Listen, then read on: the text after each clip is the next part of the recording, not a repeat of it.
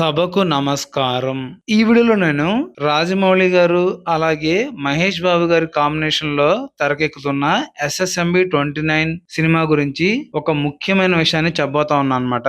అదేంటంటే రాజమౌళి గారు మహేష్ బాబు గారితో సినిమా అనగానే ఆ సినిమా మీద ఎక్స్పెక్టేషన్స్ ఒక రేంజ్ లో ఉన్నాయన్నమాట. అయితే రాజమౌళి గారికి సినిమా అనౌన్స్ చేసినప్పుడు అలాగే ఇప్పుడు వర్క్ జరుగుతున్నప్పుడు ఇప్పుడు ఇద్దరు సినిమా కోసం ప్రిపేర్ అవుతున్నప్పుడు ఇదంతా చూసినప్పుడు ఆయనకి మంచి క్రేజ్ వచ్చిందని అనుకున్నారనమాట.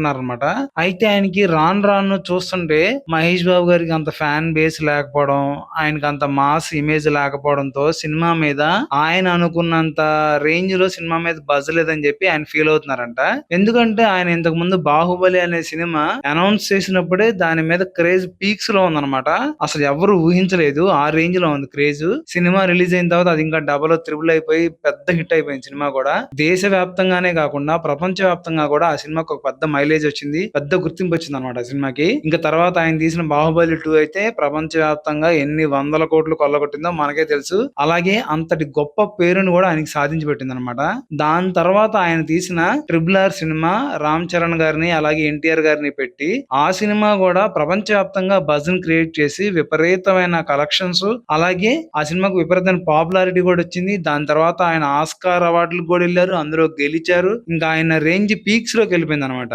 ఆయన ఆ తర్వాత ఈసారి మహేష్ బాబు గారితో సినిమా చేస్తాను అనగానే ఫస్ట్ లో కొంచెం ఊపు ఉంది, కానీ ఇప్పుడు చూస్తున్న కొద్దీ దాని మీద ఆ సినిమా మీద ఎవరికి అంత ఇంట్రెస్ట్ రావట్లేదు, ఆ ఊపు రావట్లేదు. హీరోయిన్ ప్రియాంక చోప్రా అని అదని ఇదని అంత చెప్పినా సరే దాని మీద అసలు ఇది రావట్లేదు అనమాట. అందుకని ఇప్పుడు రాజమౌళి గారు కొత్తగా బాగా ఆలోచించి దాంట్లో ఉన్న ఒక బలమైన పాత్రకి అలాగే కొంచెం విలన్ రోల్ అనమాట అది.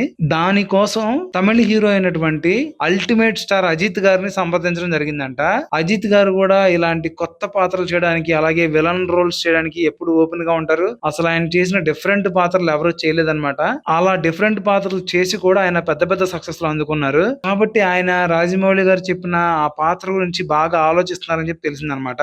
రాజమౌళి గారు ఏంటంటే ఎలాగూ మహేష్ బాబు గారితో ఈ సినిమాకి పెద్ద మైలేజ్ వచ్చేయట్లేదు, కనీసం అజిత్ గారు లాంటి వాళ్ళన్నా పడితే ఈ సినిమా సౌత్ వైపు అలాగే నార్త్ లోను అలాగే అమెరికాలో వరల్డ్ వైడ్ గా కూడా ఒక పెద్ద బజ్ క్రియేట్ అయ్యి సినిమా బాగా హిట్ అయింది, మంచి పబ్లిసిటీ వచ్చింది. అజిత్ గారు అయితేనే దీనికి కరెక్ట్ అని చెప్పి అజిత్ గారి దగ్గరికి వెళ్ళారంట. మరి ఎలాగో మహేష్ బాబు గారి గురించి మనకు తెలిసిందిగా, ఆయన సాఫ్ట్ హీరో, ఏదో అలా అలా చేస్తారు, అందుకే అంత మాస్ ఇమేజ్ లేదు. పోనీ మళ్ళీ రామ్ చరణ్ ని ఎన్టీఆర్ తీసుకొద్దాం అంటే వాళ్ళందరూ బాగా బిజీగా ఉన్నారు. ఇంకా అందుకని చెప్పి ఆయన కూడా అజిత్ గారి వైపు చూస్తానంట. త్వరలోనే అజిత్ గారు ఓకే చెప్తారని తెలుస్తా ఉంది. అజిత్ గారు కనుక ఓకే చెప్తే ఇంక ఈ సినిమా మీద అంచనాలు నెక్స్ట్ లెవెల్కి వెళ్ళిపోతాయి. ఇంకా మనం అట్లా అందుకోవాలంటే రాజమౌళి గారు కూడా చాలా కష్టపడాల్సి వచ్చింది అనమాట. అజిత్ గారి రేంజ్ బాగా వేరు. చూద్దాం మరి ఇది ఎప్పుడు అనౌన్స్మెంట్ వచ్చిందో.